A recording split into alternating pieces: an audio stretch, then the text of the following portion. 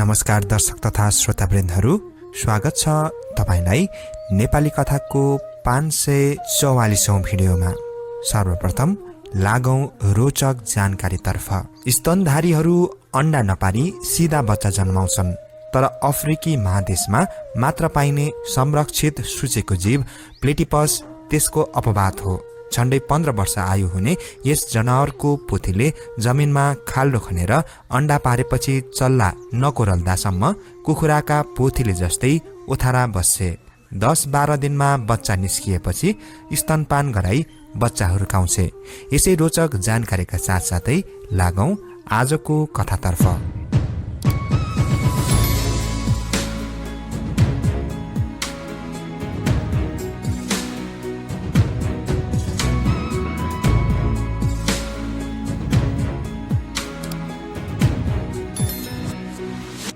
दन्ते कथा एकादेशमा। संकलक निशा खनाल अर्याल। एउटा गाउँ नजिकैको जंगलमा लामकाने गरेको राक्षसहरू बस्दा रहेछन्। डाँडापारीको जंगलदेखि केही किलोमिटरमा सर्वसाधारण मानिसहरूको बस्ती थियो।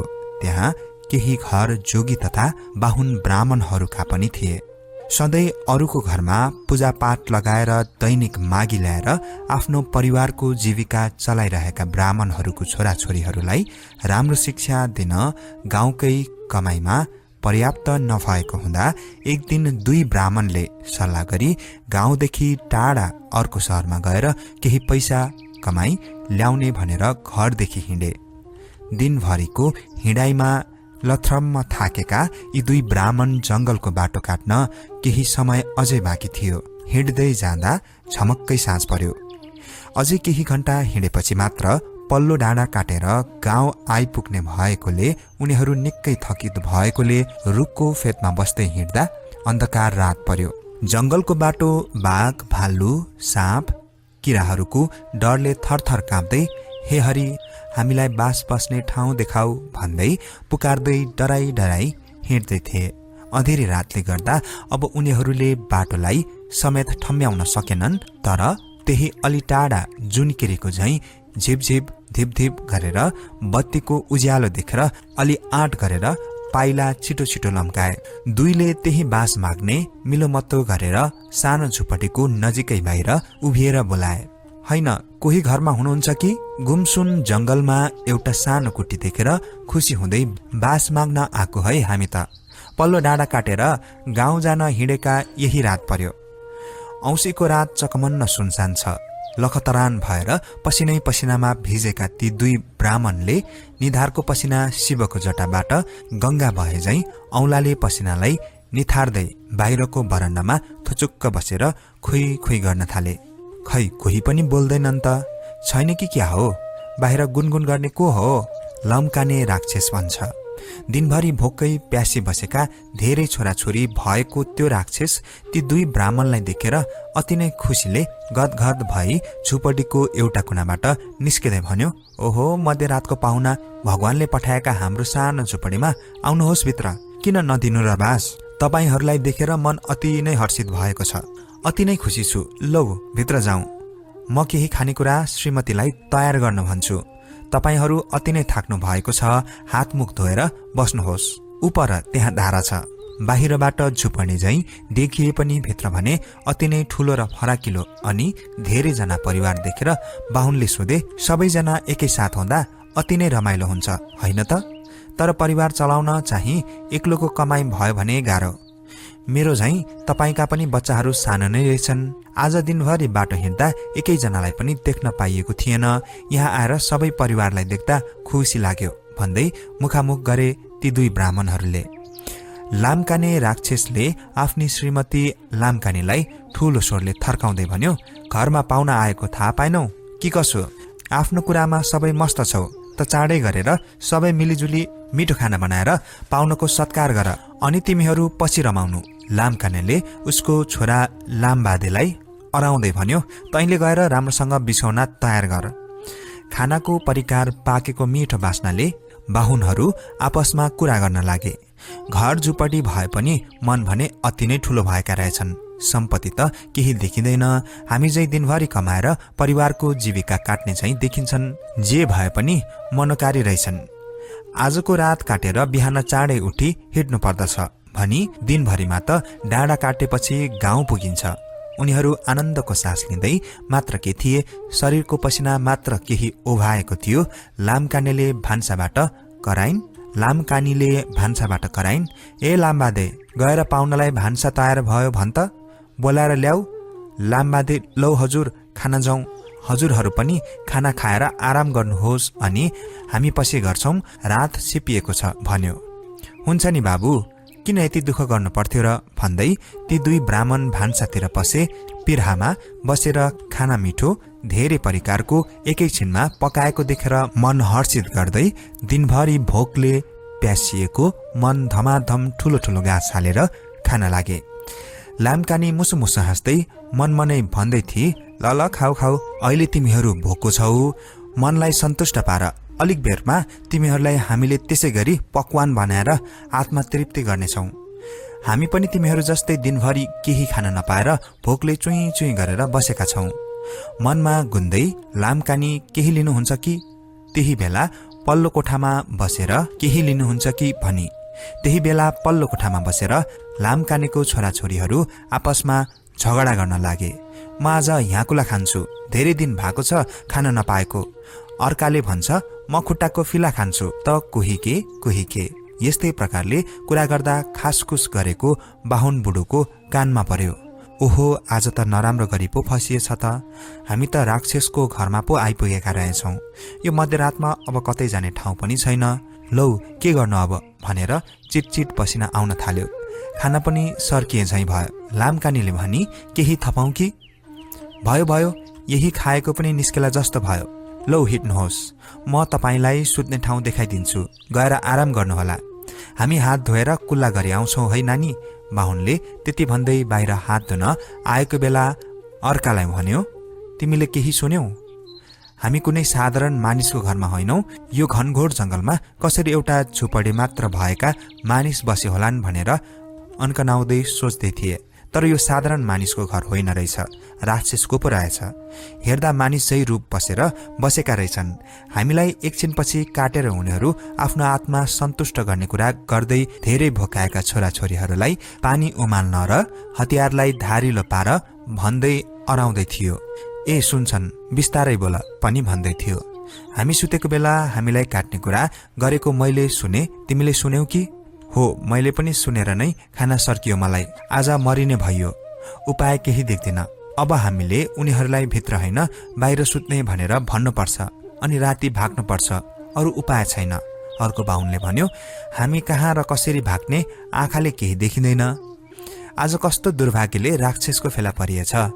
मिठो बोली, मन्द मुस्कान र एकैछिनमा धेरै परिकार खाना दिएको परिणाम थाहा पाएका ब्राह्मणले अब बाँच्ने उपाय लगाउन थाले। जसरी मानिसहरूको शरीरमा भूत प्रेत लागेको भनेर त्यही बाहुनहरूले झारफुक गरेर उपाय बताउँछन् र आत्मा सन्तुष्टि दिन खोज्छन्। हो, ठिक त्यसै गरी अब जे भए पनि मरिने नै भयो, सकेसम्म बाँच्ने कोसिस गरौँ भन्दै। ल आउनुहोस् है, हजुरहरूलाई भित्र पल्लो कोठामा बिछौना तयार पारेका छौँ, गएर आराम गर्नुहोस्। टाढाबाट अति नै थाकेर आउनु भएको छ, गएर सुत्नुहोस्। दुवैले एक अर्कालाई हेरे अनि एउटाले बोल्यो, ए नानी, हामीलाई बाहिर बरन्डामा यसो एउटा सानो दारी बिछाइदेऊ, त्यही ठण्डा खुल्ला हावामा मिठो निद्रा लाग्छ। हाम्रो सधैँ बाहिर सुत्ने बानीले गर्दा भित्र उकुस मुकुस भएर निन्द्रा लाग्दैन, त्यसैले बिछौना हामीलाई चाहिँदैन, एउटा कम्मल भए पुग्छ, यसो शरीर ढाक्न। ए भइहाल्छ नि, तर बरन्डाको छेउमा हाम्रो सानो भकारी छ, त्यही छेउमा लगाइदिन्छु नि त। अँध्यारोमा केही देख्नुहुन्न नि, कतै निस्कनु परे बोलाउनु होला है, हामी सुतेका हुँदैनौ। हुन्छ बाबु। राति सबै सुतेको बेला भाग्ने दाउ खोज्दै गरेका ती दुई सुते झैँ गरी घुरे झैँ गर्न थाले। ए ल, थाकेर लखतरान भएका यी दुई निधाए भनेर लामकाने राक्षसले भन्यो, ल गएर पानी बसाल, आज मिठो गरी पकाउँ है त कवाफ।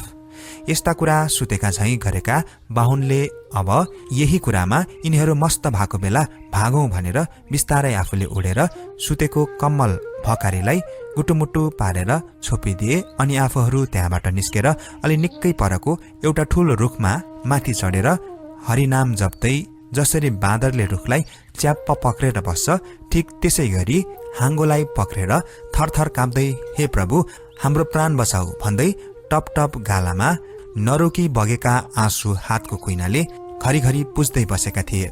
चम्किला हतियारको साथ पानी भक भक उमालेर सबैजनाले चारैतिरबाट घेरी बाहिर सुतिरहेका ती दुईलाई काट्न लामकानेले खुकुरी उठाएर हान्यो। मानिसलाई हानेको सम्झेर आफ्नो बल प्रयोग गरेको त्यो चम्किलो खुकुरीले उसको भकारी 2 फ्याक भयो अनि अलिकति पनि नचल्वा लागेकोले त्यो ओट्ने उठाएर हेर्दा त भकारी पो 2 टुक्रा भएको देखेर ए लौ तिनीहरूले त हामीलाई यति ठूलो चकमा दिएर भागेछन्, कहाँ गए होलान्, ल त सबैजना एउटा मुस्लो आगो लिएर खोज्न हिँड, आज तिनीहरूलाई नकाटी हुन्न भन्दै रिसले चुर भएर राता राता आँखा गर्दै सबै रन्थनिएर खोज्न हिँडे। रुख बिरुवालाई फाट्दै आगोको ज्वाला लिएर हल्ला गर्दै आएको देखेर पर ठूलो रुखमा बसेका ती बाहुनले देखेर आज हामीलाई नछाट्ने नै भए, अब के गर्ने भन्दै दुवै लस्याक लुसुक अलि माथि चढ्न थाल्दा खस्याक खुसुक आवाज सुनेर माथितिर हेर्दै जाँदा आगोको राको लिएको छोराले देखेर चिच्यायो, बाबा बाबा यहाँ लुकेर बसेका रहेछन्, यी आउनु त हेर्नु। यस्तो सुनेर लामकाने रिसले चुर हुँदै ल तिमीहरू चारैतिरबाट घेर र लामबादे त्यहाँ चढेर त्यसलाई झार, त्यहाँबाट झरिसक्दा म एकैचोटि छिनाउँछु। यस्तो सुनेर एउटाले रुखको फेदमा माथितिर आगो देखाए र अरू चढ्न थाले। बाबुआमा आँखामाथि लगाएर एकहोरो हेरिरहेका थिए। त्यही बेला डरले लगलग काँप्दै माथिबाट ती 2 बाहुनले दिशा र पिसाब गर्न थाले। रुखको हाँगामा ठोकिएर त्यो दिशा पिसाब आकाशमाथिबाट बर्सिएको पानी झैं त्यो 2 बाहुनका पिसाबले बलिरहेको आगो निभ्यो र दिशाले आँखाभरि सबैको पर्नाले केही देखेनन्। लौ यो अँध्यारोमा केही देखिँदैन, आँखामा खै के पर्यो, यति बेलै किन पानी पर्नु परेको हो, बलि राखेको आगोको रागो पनि निभ्यो, खै कसरी तिनीहरूलाई उतार्नु भन्दै कराउन लागे। लामकानेले भन्यो, भयो अहिले अँधेरी रातले होला, केही देखिएको छैन, पानी पनि अहिले नै पर्न परेको, ल हिँड, फेरि भिजिन्छ, यिनीहरू कहीँ जाँदैनन्, राति नै एक बिहानै आएर पक्रेर लानुपर्छ। लामबादेले भन्यो, ए बाबा म यहीँ बस्छु कुरेर, तर आँखा पो देखिँदैन, खै के पर्यो माथिबाट झरेर, ल पर्दैन बिहानै झिसमिसमा आइस भन्दै सबै घरतिर लागे। यसरी ती बाहुनको मनमा श्रीहरिको अर्धना गर्दै बिस्तारै रुखबाट ओर्लिए आफ्नो प्राण बचाउन त्यहाँदेखि भागे। आँखाले केही देखिँदैन, लछार पछार हुँदै रुखमा टोकिँदै शरीरका सबै कपडा छिन छिन भएर च्यातिएर त्यसरी भाग्दै जाँदा केही समयपछि झिसमिसमा देखिएको उज्यालो र डाँडा नजिकै आएको देखेर खुसी हुँदै बिहानीको सूर्यलाई प्रणाम गरी आफ्नो प्राणको रक्षा गरिदिनु भएकोमा आभार प्रकट गर्दै एकैछिन थुचुक्क बसे भुइँमा। यसरी हिम्मत र बुद्धि अपनाएर र राक्षसहरूसँग बाँच्न सफल भएका यी 2ले सधैँ प्रभु परमात्मा प्रति शिर झुकाउँदै बुद्धिजीवी विवेकशील मानवको परिचय दिँदै उदाहरण बनेर देखाए। कथाकार निशा खनाल अर्याल, हाल इजरायल, स्रोत नारी मासिक पत्रिका। दर्शक तथा श्रोतावृन्दहरू, तपाईलाई आजको कथा कस्तो लाग्यो कृपया कमेन्ट गर्न नबिर्सनुहोला भन्दै लागौं हिजोको गाउँ खाने कथातर्फ। हिजोको गाउँ खाने कथा रहेको थियो सानो विश्वभित्र 12वटा देश, 12वटा देशभित्र 3 जनाको रेस के हो, र यसको सही उत्तर हो घडी। हिजो कमेन्ट गर्नुहुने सम्पूर्ण दर्शकलाई धेरै धेरै धन्यवाद। अब लागौं आजको गाउँ खाने कथातर्फ। आजको गाउँ खाने कथा रहेको छ घण्टौं हिँड्छ जहाँको त्यही अट्छ के हो। प्रश्न एकपटक फेरि, घण्टौं हिँड्छ जहाँको त्यही अट्छ के हो। यस प्रश्नको जवाफ तपाईलाई थाहा भए कृपया कमेन्ट गर्न नबिर्सनुहोला भन्दै लागौं हिजो बेलुकीदेखि अहिलेसम्म कमेन्ट गर्नुहुने सम्पूर्ण दर्शक श्रोताको नाम तथा कमेन्ट वाचनतर्फ। सर्वप्रथम कमेन्ट गर्नुहुन्छ बीबीटीएमजी बस्नेत ज्यूले, हावा अथवा एयर भन्नुहुन्छ, तपाईलाई कमेन्टको लागि धन्यवाद। भूमिका साईज्यू लेख्नुहुन्छ कथा साह्रै राम्रो लाग्यो र गाउँ खाने कथाको उत्तर चाहिँ घडी हो है भन्नुहुन्छ, सही उत्तर। प्रोग्रामर जोनज्यू लेख्नुहुन्छ नमस्कार हजुर, घडी हो भन्नुहुन्छ, सही उत्तर। अनलाइन इन्टरटेनमेन्ट ज्यू लेख्नुहुन्छ मैले पढेको यो किताब अनि 2 क्लास पुगेसी पाठ्यपुस्तिका फेरिएको हाम्रो नेपाली किताब आएको भन्नुहुन्छ, धेरै धेरै धन्यवाद कमेन्टको लागि। जोक राईज्यू लेख्नुहुन्छ साह्रै दुःख लाग्दो कथा छ। सरको भनाइको शैलीले अझै सुन्दर र पहिला साना छँदाको याद आउँछ। सर सधैँ यस्तै कथा भन्ने शक्ति मिलोस्, यही छ मेरो कामना भन्नुहुन्छ। धन्यवाद। रामकुमार भट्टराईज्यू लेख्नुहुन्छ कथा ज्यादै रोचक र ज्ञानवर्धक छ अनि आजको गाउँ खाने कथाको उत्तर घडी हो भन्नुहुन्छ। सही उत्तर। राईज्यू लेख्नुहुन्छ अति नै राम्रो छ दादा, हजुर आन्सर घडी होला दाई भन्नुहुन्छ। सही उत्तर। इन्द्रबहादुर राईज्यू लेख्नुहुन्छ घडी। सही उत्तर। सुजन गहज्यू लेख्नुहुन्छ घडी हो कि भन्नुहुन्छ। सही उत्तर। अन्जु राई पुमाज्यू लेख्नुहुन्छ हेलो दाजु, नमस्ते, तपाईको भोइस अति नै मिठो छ, धन्यवाद भन्नुहुन्छ। धेरै धेरै धन्यवाद।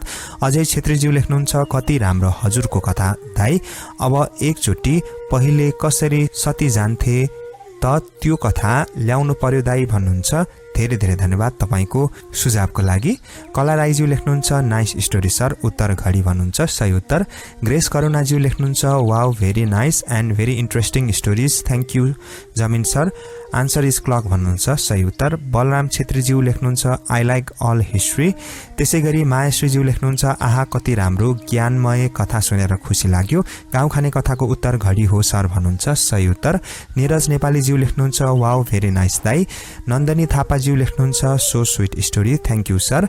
रञ्जित गौतमज्यू लेख्नुहुन्छ दाई एकदमै राम्रो छ, गलेर आएको बेला तपाईको कथा सुन्दै सुत्न आनन्द लाग्छ, राम्रो छ, धेरै धेरै धन्यवाद भन्नुहुन्छ। सविता प्रकाश राणा मगरज्यू लेख्नुहुन्छ आहा कति राम्रो कथा, मैले जहिले नै सुने गर्छु, हजुरको कथा साह्रै राम्रो लाग्छ। कुमार रुचलज्यू लेख्नुहुन्छ नमस्कार जमिन सर, आजको गाउँ खाने कथाको उत्तर घडी हो सर भन्नुहुन्छ। कृष्ण धितालज्यू लेख्नुहुन्छ घडी। सही उत्तर। कालीश्रीज्यू लेख्नुहुन्छ भेरी नाइस सर। संयोग गेमिङज्यू लेख्नुहुन्छ घडी, उहाँले नै नाइस स्टोरी भन्नुहुन्छ र नाइस कथा सर पनि भन्नुहुन्छ। कृष्ण श्रेष्ठज्यू लेख्नुहुन्छ वाच। प्रेम बहादुर पुन्ज्यू लेख्नुहुन्छ नमन सर, तपाईलाई पनि नमस्कार, उहाँले नै कति सुन्दर वाचन भन्नुहुन्छ। धन्यवाद। अनिता सुनारज्यू लेख्नुहुन्छ मलाई त मोहनी नै लागिसक्यो यो कथाहरूले भन्नुहुन्छ। धन्यवाद। श्रीराम भाइ यादवज्यू लेख्नुहुन्छ घडी। जगु घरती मगरज्यू लेख्नुहुन्छ आजको आन्सर घडी हो। सही उत्तर। सपना विमलज्यू लेख्नुहुन्छ नयाँ कथाको लागि थ्याङ्क यू दाई भन्नुहुन्छ उहाँले। राकेश कुमारज्यू लेख्नुहुन्छ नाइस। सुजन गुरुङज्यू लेख्नुहुन्छ वाउ नाइस स्टोरी, आन्सर घडी भन्नुहुन्छ। अनि माया राईज्यू लेख्नुहुन्छ वाउ नाइस स्टोरी दाई। अनिल राईज्यू लेख्नुहुन्छ नाइस स्टोरी दाई, आन्सर घडी। त्यसै गरी देवता योन्जनज्यू लेख्नुहुन्छ लट्स अफ लभ। अमित बेलबासीज्यूले पनि कमेन्ट गर्नु भएको छ। जोक राईज्यू लेख्नुहुन्छ ए भाइ साह्रै अर्तीको कथा रहेछ, सधैँ नयाँ कुरा सुनियो भन्नुहुन्छ। धेरै धेरै धन्यवाद। सबिना बुढाथोकीज्यू लेख्नुहुन्छ this is my first comment जमिन दाई भन्नुहुन्छ। धन्यवाद। सृजना श्रेष्ठज्यूले पनि कमेन्ट गर्नु भएको छ। जीवन तामाङज्यू लेख्नुहुन्छ हेलो जमिन सर, म योर बिग फ्यान, आन्सर घडी र घडीभित्रको 3वटा सुई हुनुपर्छ, गेस गरेको है, गलत भए माफी चाहन्छु भन्नुहुन्छ। सही उत्तर रहेको छ। अस्मिता शिवाकोटीज्यू लेख्नुहुन्छ नमस्कार सर, कथा सुन्दर छ अनि आन्सर चाहिँ घडी हो। र युवराज विश्वकर्माज्यू लेख्नुहुन्छ घडी हो। बलराम बीके बलरामज्यू लेख्नुहुन्छ नमस्कार जमिन सर, सही सिख हो यो कथा, नयाँ मित्र बनाउँदा सोच विचार पुर्याउनु पर्छ, हर मान्छे उस्तै हुँदैन भन्नुहुन्छ। सही कुरा रहेको छ। अंकित रावलज्यू लेख्नुहुन्छ धेरै माया छ। त्यसै गरी सबी घलेज्यू लेख्नुहुन्छ थ्याङ्क यू। पुष्पराज जोशीज्यू लेख्नुहुन्छ नाइस। कमेन्ट गर्नुहुने सम्पूर्ण दर्शक श्रोताज्यूलाई धेरै धेरै धन्यवादका साथ आजको कथा के कस्तो लाग्यो कृपया कमेन्ट गर्नुहोला। के कस्ता कथाहरू सुन्न चाहनुहुन्छ कमेन्ट गर्नुहोला भन्दै आजको कथा बसाइबाट म कथावाचक जमिन राईलाई पनि बिदा दिनुहोस्। नमस्कार।